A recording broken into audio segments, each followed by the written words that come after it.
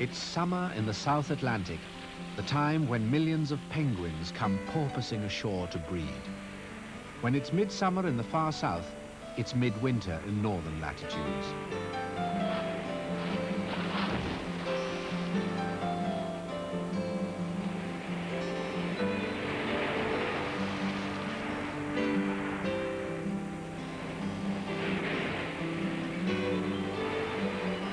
It's September when the first parties come battling through the breakers. Encased in their thick blubber, they're proof against waves that would smash a human to pieces within minutes.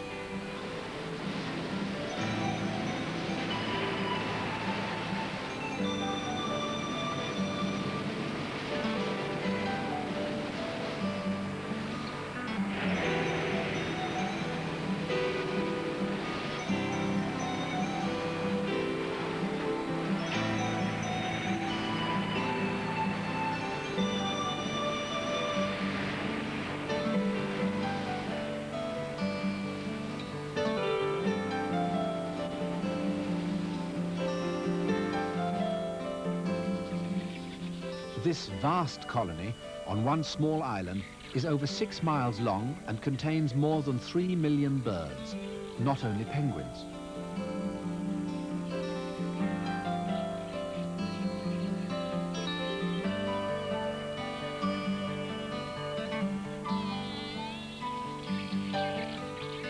The penguins share the site with at least 200,000 black-browed albatrosses, as well as several thousand rock and king shags.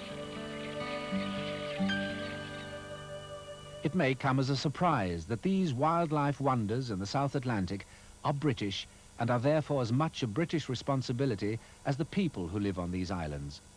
In terms of wildlife conservation, the islands were always ignored by successive British governments, and they're not by any means safe from threats to the ecology in the future. So it's high time Britain and the Falkland Islands government recognized the greatness of their own wildlife assets and took steps to protect them. Most of wildlife photographer Cindy Buxton's previous films had been made in the warmer climate of Africa.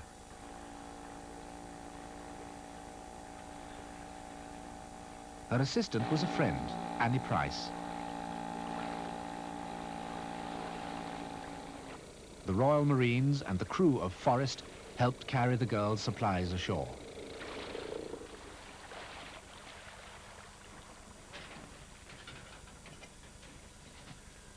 Then they set off for what was to be their home for the next 10 weeks.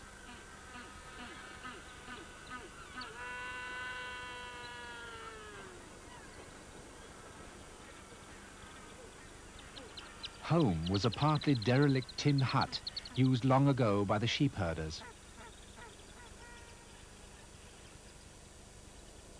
They quickly discovered they had neighbors, a family of upland geese. A Magellan, or jackass penguin, had its nesting burrow right in the back garden. There are 5 species of penguins in the Falklands: kings, Magellans, macaronis, Gentoos, and rockhoppers. Gentoos and rockhoppers are by far the most numerous. They are the stars of the story. These are rockhoppers.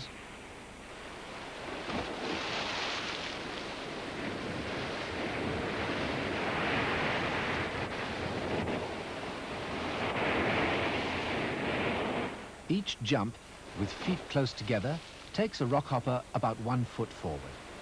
This method of progress, aided by sharp nails in the toes, is an adaptation for coming ashore and climbing steep, rocky slopes. They porpoise towards the landing ledges, sometimes leaping 4 feet in the air, hoping to land on their feet, but often flopping on their bellies.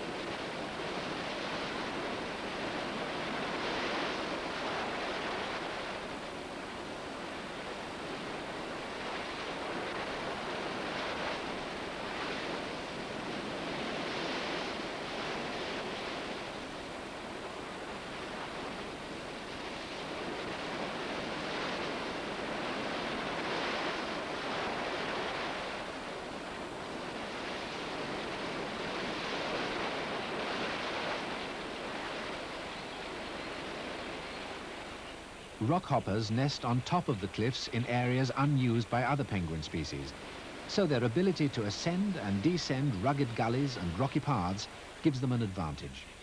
Once they reach the top, they have the nesting site to themselves, at least as far as other penguins are concerned. At this height, they're also safe from marauding seals. Rockhoppers are the noisiest of the penguin species, especially at the start of the nesting season.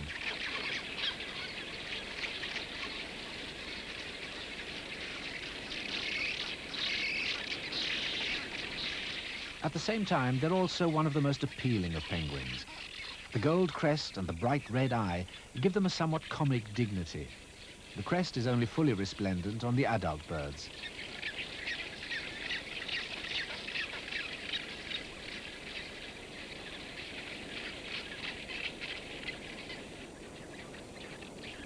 Many of the colonies are shared by other seabirds. King shags sometimes nest side by side with the rockhoppers, but they tend largely to keep to their own areas. Their courtship is far quieter and more subtle than the penguins. The rockhoppers' most numerous neighbours are the black-browed albatrosses. Albatross courtship has a gentle and almost tender quality.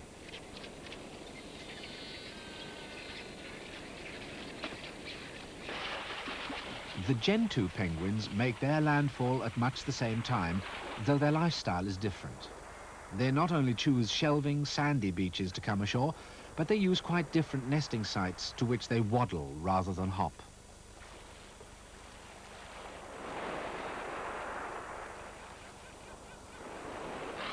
The distinguishing mark of the Gentoo is the white patch on the head.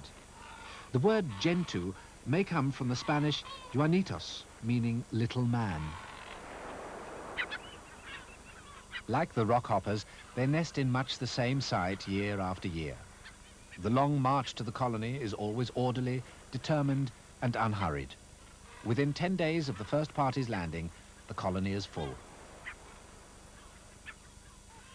Nest building with penguins is largely a ritual affair.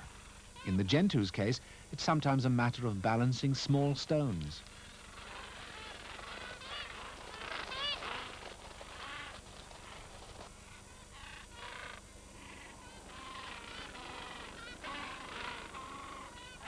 The courtship song of the Gentoo, indeed of any penguin, is a raucous bray.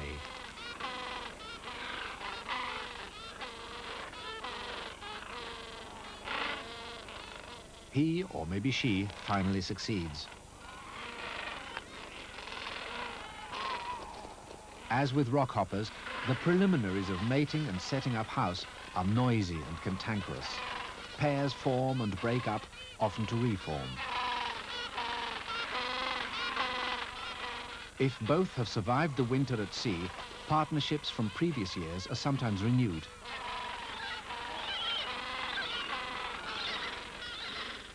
At last, the females settle down to brood their eggs.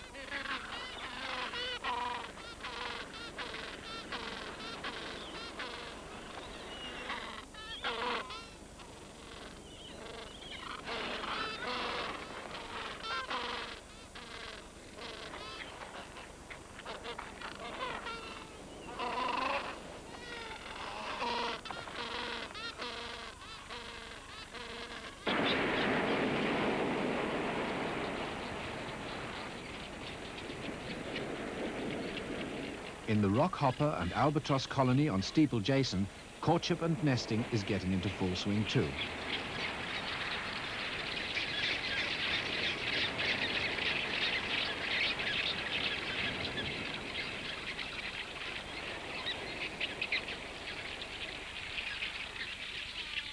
Rockhoppers lay 2 eggs. Birds whose chicks have to leave the nest soon after they hatch produce very large eggs, and penguins are no exceptions. The egg has to be big enough to contain all the nourishment these precocious chicks need. Outsize eggs take a lot of laying.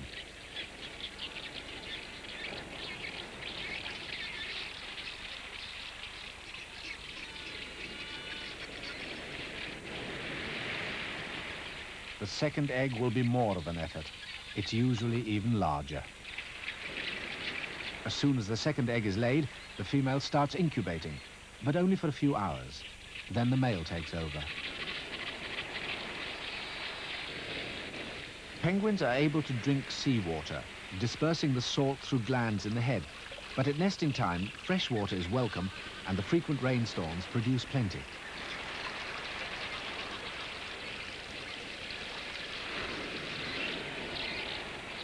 This isn't a freak clutch. Another female has laid the extra egg in the wrong nest. The householder guards it jealously, even from its real owner.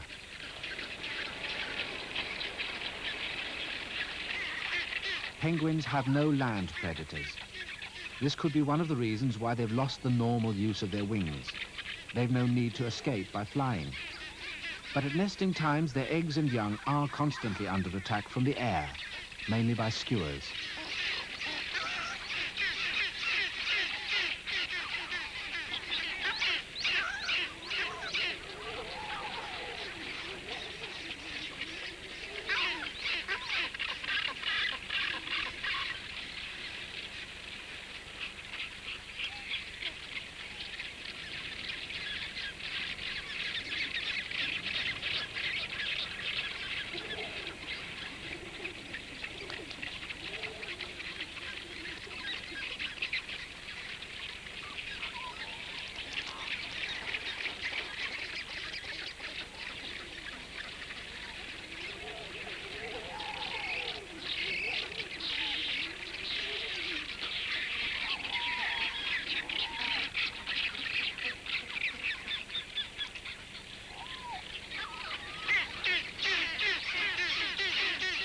Most nesting colonies face two main dangers.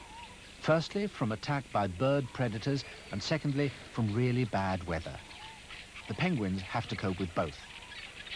Adult penguins are generally proof against the worst the Falklands can throw at them. Certainly very nasty storms can roll in from the Southern Ocean.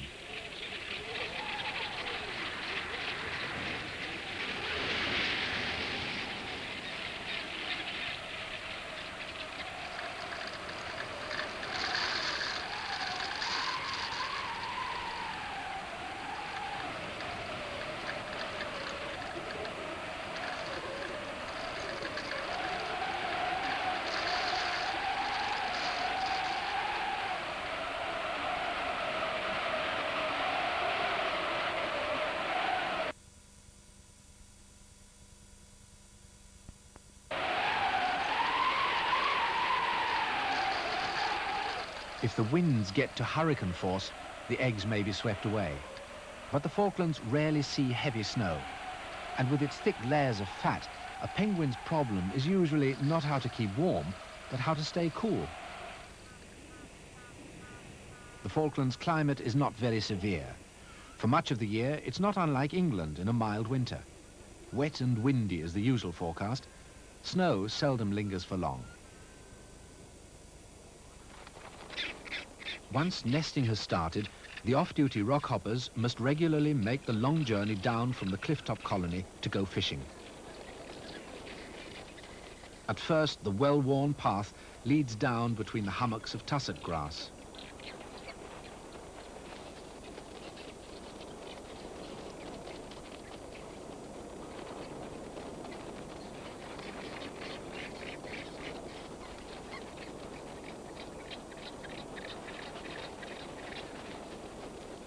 Once the tussock has been negotiated, the rock hopping starts.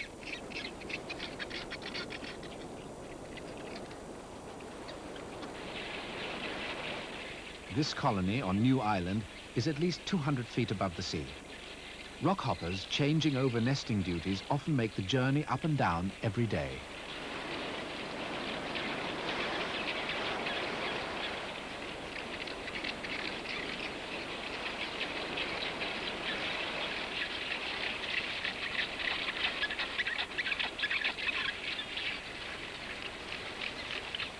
the steepest points along the trail, the rocks bear the scars of perhaps thousands of years of scarring by the sharp nails of generations of rockhopper penguins.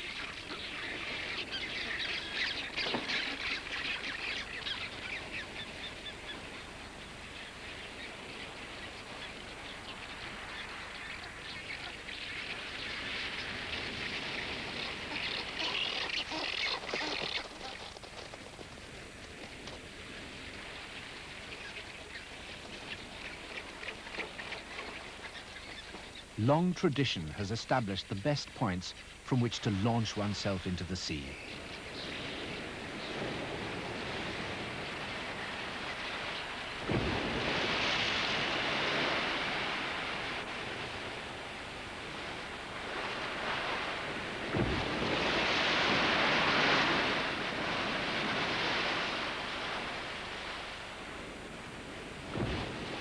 The trick is to try and judge when the wave reaches its highest point.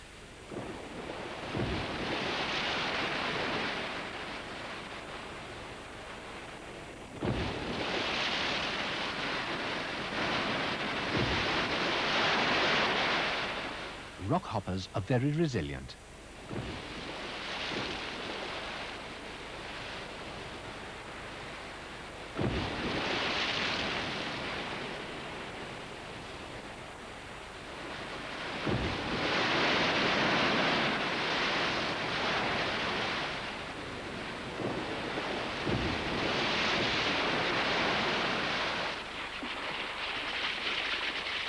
On a beach close by, the Gentoos are coming ashore from fishing expeditions to take their turn at the nest.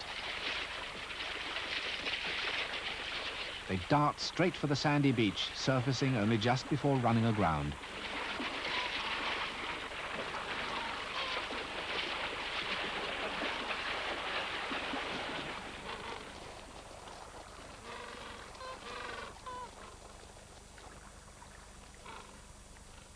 There are predatory seals offshore. Porpoising not only enables the penguins to breathe, it probably confuses the predatory seals too. As in a shoal of fish, there's safety in numbers.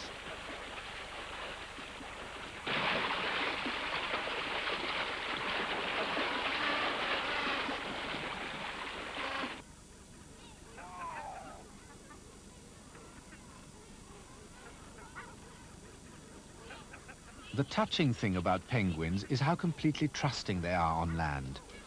Not since the early 19th century, when sealers occasionally raided the Falklands for skins and penguin oil, has wildlife had so little to fear from man. Falklands sheep farmers are, in the main, proud of the rockhoppers and gentoos making their way to the colonies on their land. However, this is local and voluntary protection that depends on individual goodwill.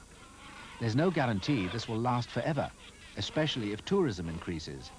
So in the long run, Falkland penguins need legal protection.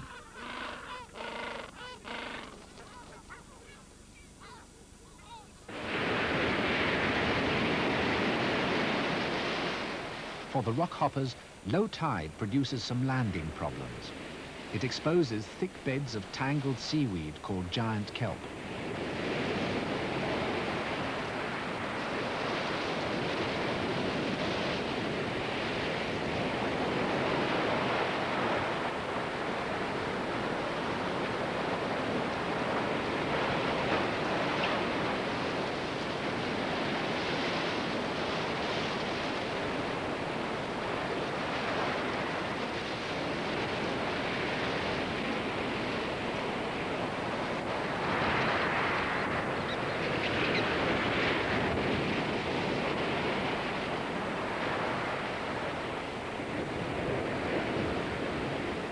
The cunning ones wait for a big wave to bring them within range of a sloping rock.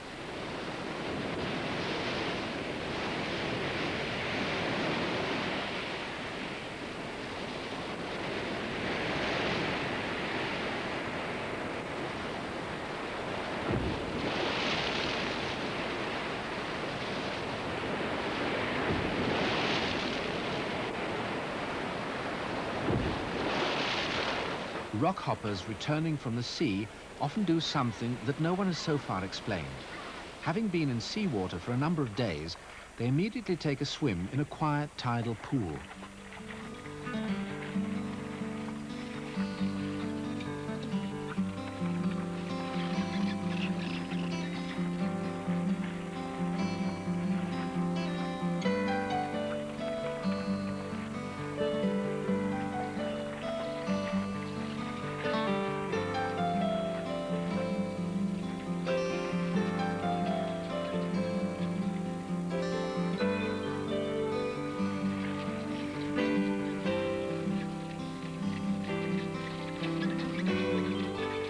After bathing, they take a brief rest on the flat shelves around the landing area.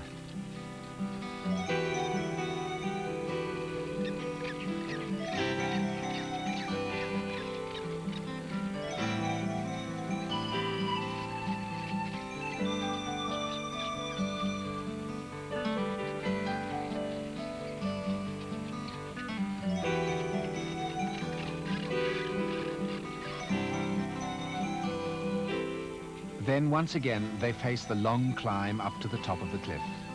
Some colonies are as much as 500 feet above the sea.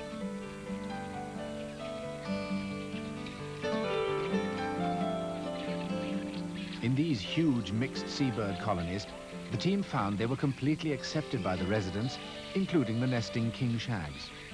Ashore, the birds had no fear of predators, but by contrast, the ocean holds many dangers for them.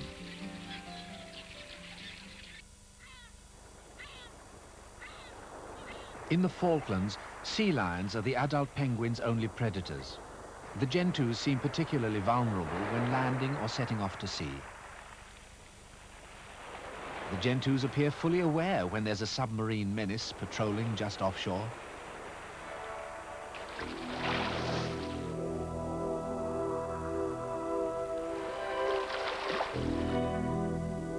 They move further up the beach. There is no choice for them. They have to go to sea to feed themselves. The sea lion watches, knowing that sooner or later they'll make a dash for it.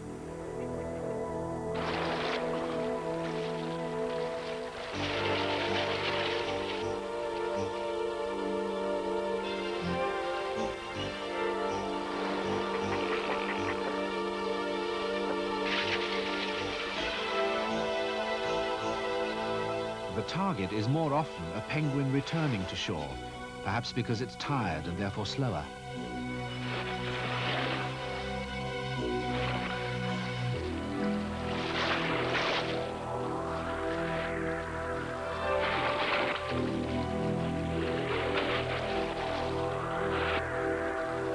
A mass of returning Gentoos distracts the hunter, and this victim escapes.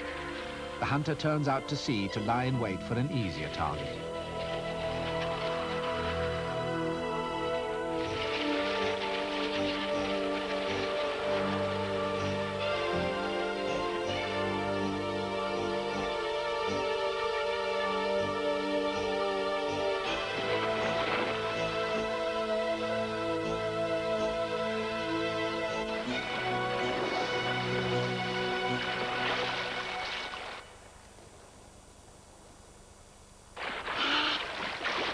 The extraordinary thing is that the sea lions very seldom eat their catch.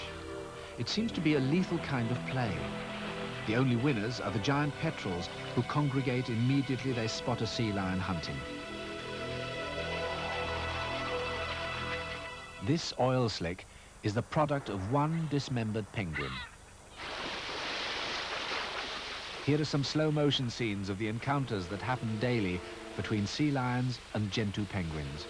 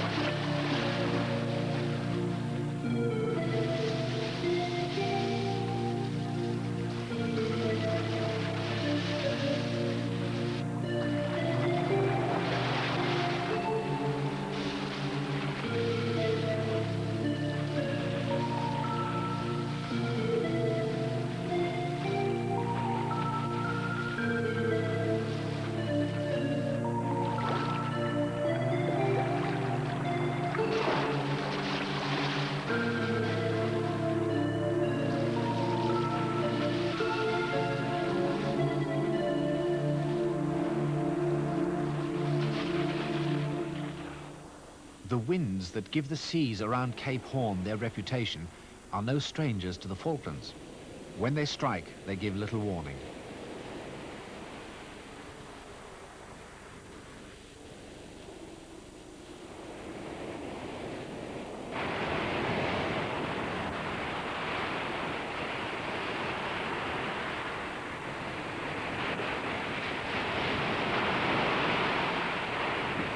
A force 10 gale means little to a penguin. It carries on regardless.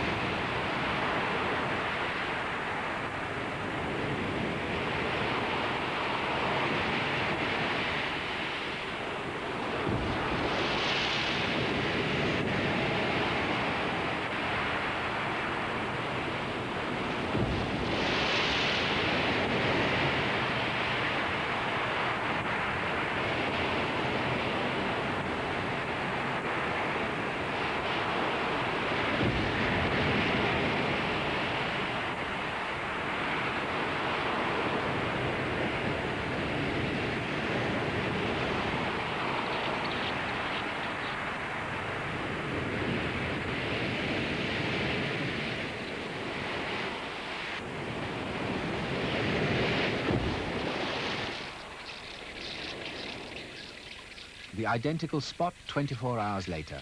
As suddenly as the winds come, they vanish.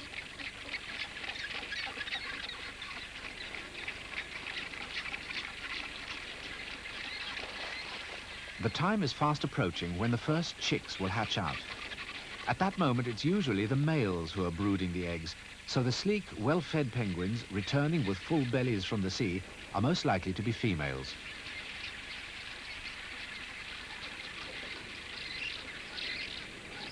As soon as the rockhopper chicks dry after hatching, the parents feed them on regurgitated seafood.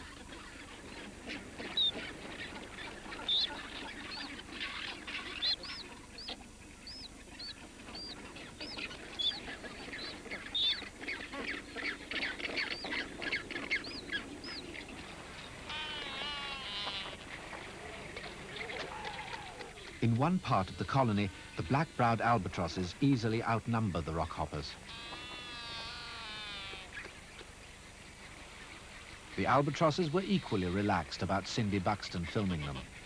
They start to nest before the penguins, but their young develop more slowly. Their fledglings will still be there when the young penguins have left for the sea.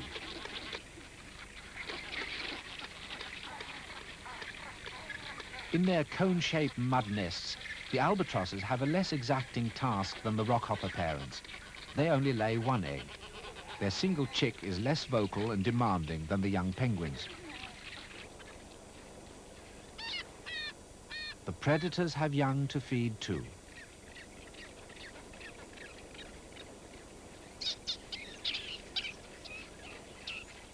Under this rocky overhang, a striated caracara, or Johnny Rook, is nesting. Prey, and plenty of it, is what a caracara needs to feed its own family.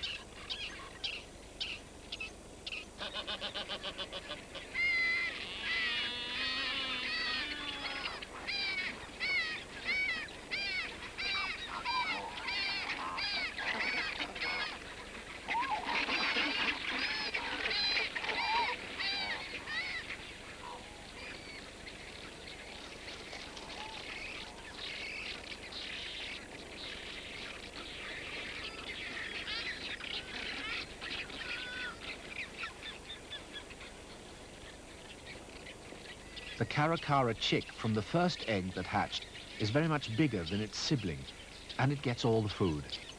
That's often the way with birds of prey. The smaller bird probably won't survive.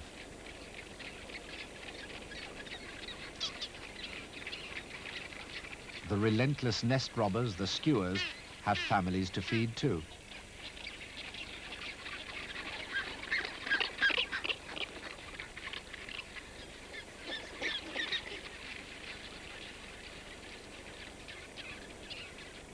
The skua young leave the nest shortly after hatching. The parents then hide them among the rocks until they're ready to feed them.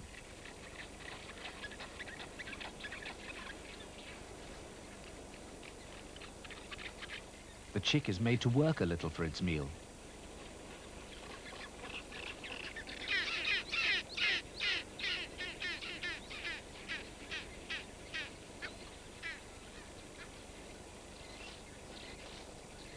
Skuas will scavenge any dead bird they find in the colony. They'll also kill any young penguin which wanders away from the protection of its parents.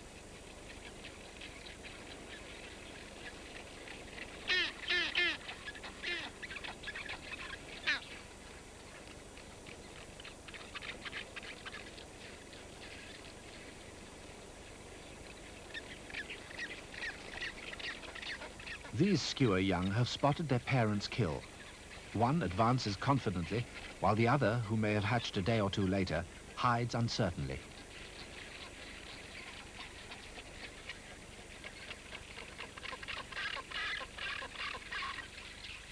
The timid chick still begs to be fed. The more advanced one has already learnt to dismember the kill. There are well-grown chicks everywhere.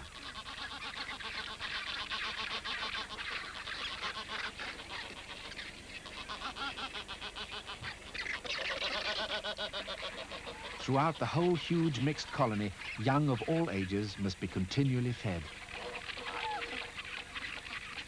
King shag, black-browed albatross,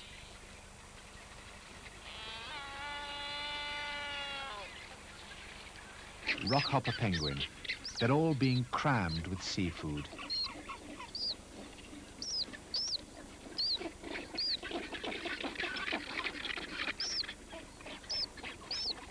In this nest, the chick is almost as big as its parent.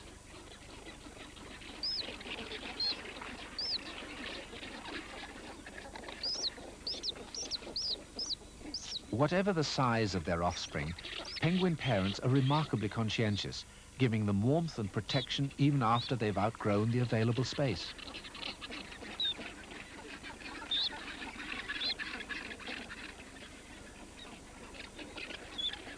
As the chicks develop a sense of balance, they creep out from under their parents and stand beside them.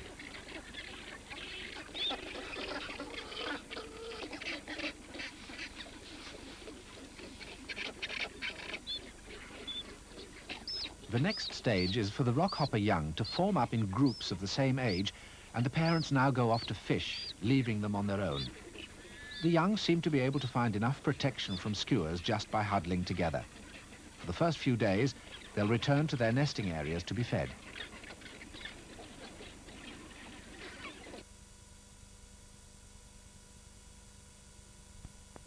On the open ground of the Gentoo colony, the system is rather different. When their parents return from the sea, the young birds have to chase them before they get fed.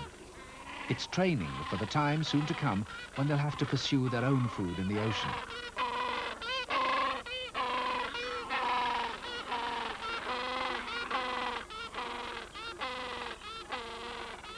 Feeding chases are an important stage in their education.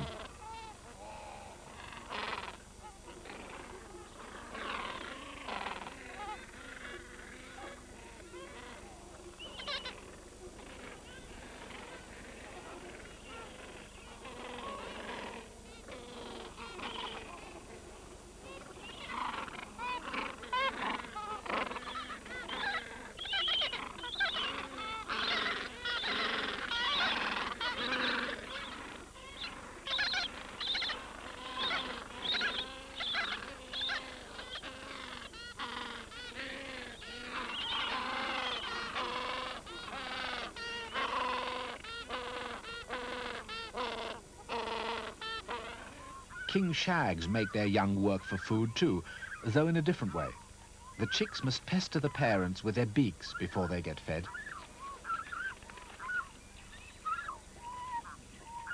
Any large object is a potential meal.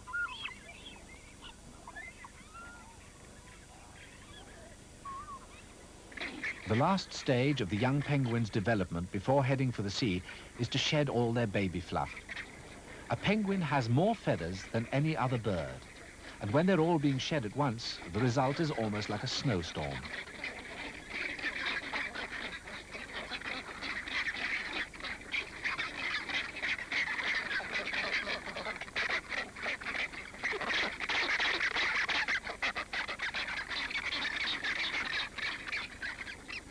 Even the flipper-like wings are covered with feathers, though they look more like small scales.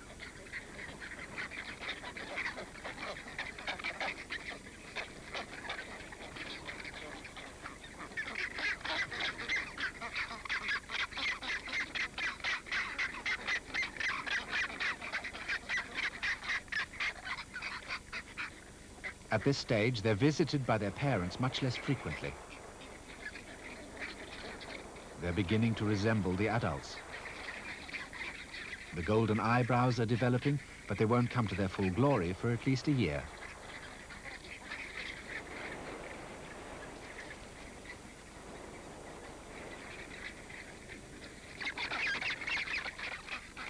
This one is a late developer.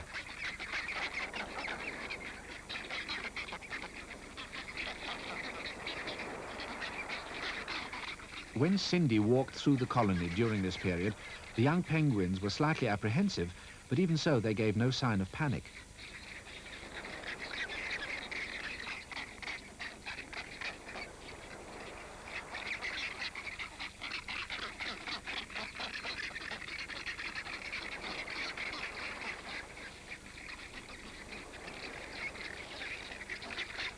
Here is a fully molted bird, sleek and ready to start out for its real home, the sea. The young are fed less and less now, so that the incentive of hunger is there to persuade them seawards. A bathe in a feather-strewn pool is their first experience of swimming.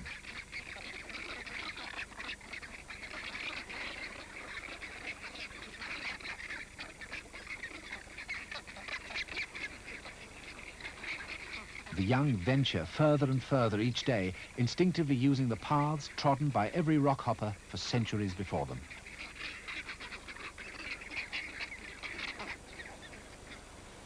An adult is leading this party.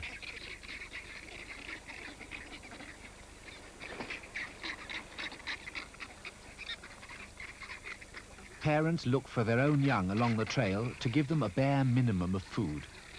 At this time, the adults need a good deal of food themselves. Once their young have finally gone to sea, they'll molt their own feathers. Molting means that they'll no longer be waterproof or able to fish.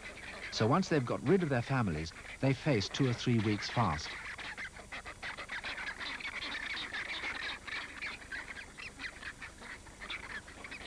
Down on the flat ledges close to the sea, a good deal of argument still goes on as parents seek out their own offspring and chase away strangers.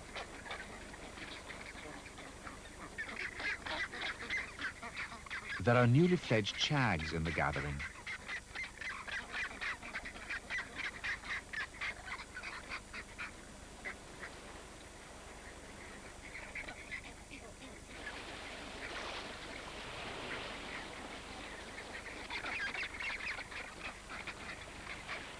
Now it's a question of plucking up courage to take the first plunge. Some of the shags have already made it.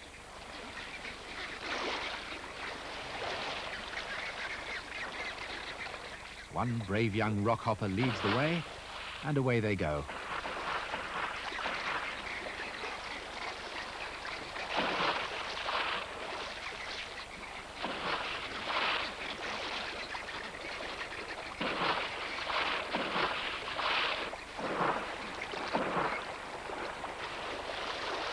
On the cliff top, the colony is now empty of rockhoppers.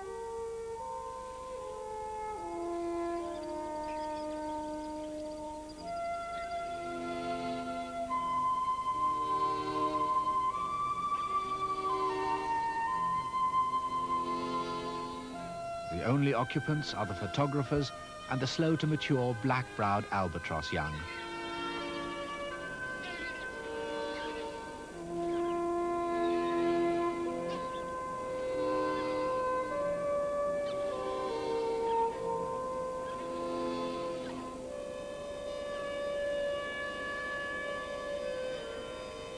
What swimming is to penguins, soaring is to an albatross.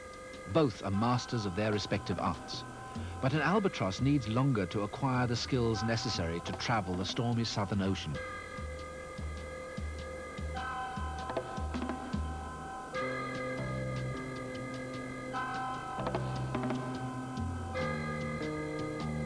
Parents still feed the fully fledged young, even while they're preparing for their first flight.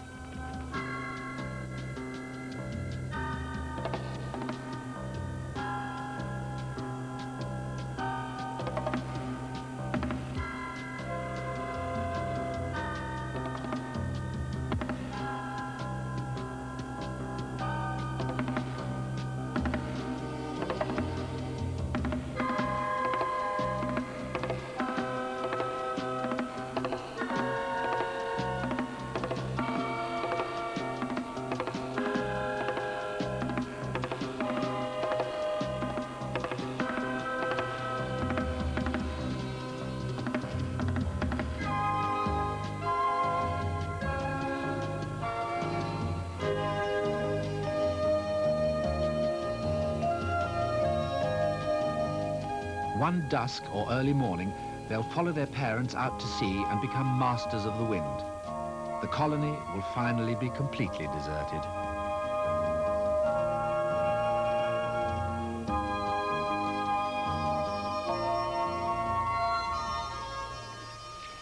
The last young rock hoppers to molt make their way to the sea's edge.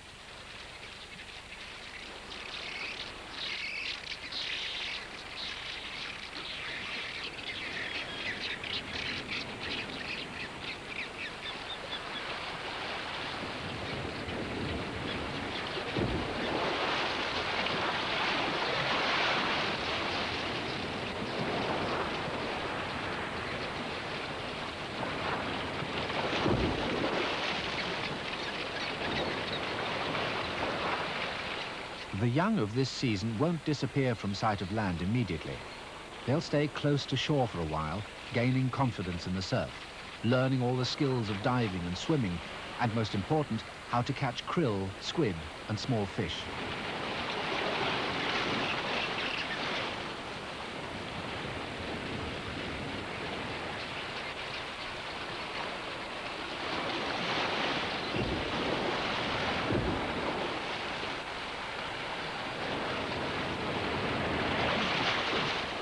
You can almost share the feelings of a young penguin's first contact with the ocean.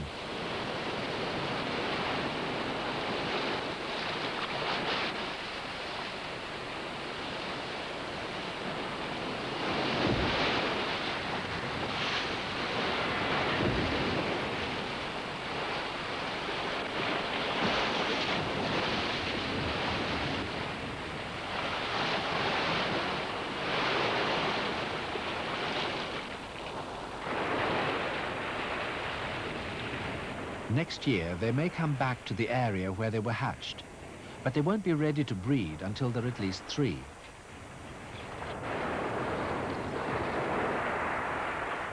One or two bold ones may climb the rocky path and approach the colony out of curiosity, but they won't dare to enter.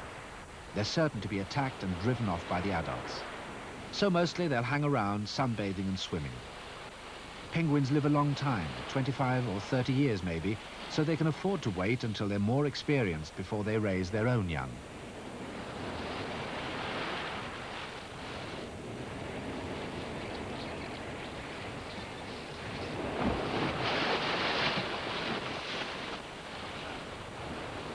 There are serious threats to future generations of Falklands penguins. Oil is one. Oil from shipping, both commercial and tourist.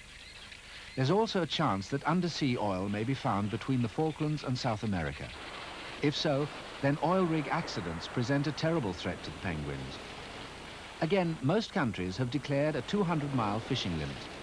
there is still only a 150-mile conservation and management zone around the Falklands. Outside this, foreign trawlers are already sweeping up the abundant fish with unknown long-term effects for the penguins. The threats are mostly in the future. But environmental threats have a nasty habit of moving overnight into the present. Might not the Falkland Islands government make the world aware of the importance of their wildlife by declaring the bird islands a national park? At present, Britain doesn't possess a national park worthy of the name. Here is a supreme opportunity to protect the one natural paradise that Britain is still ultimately responsible for.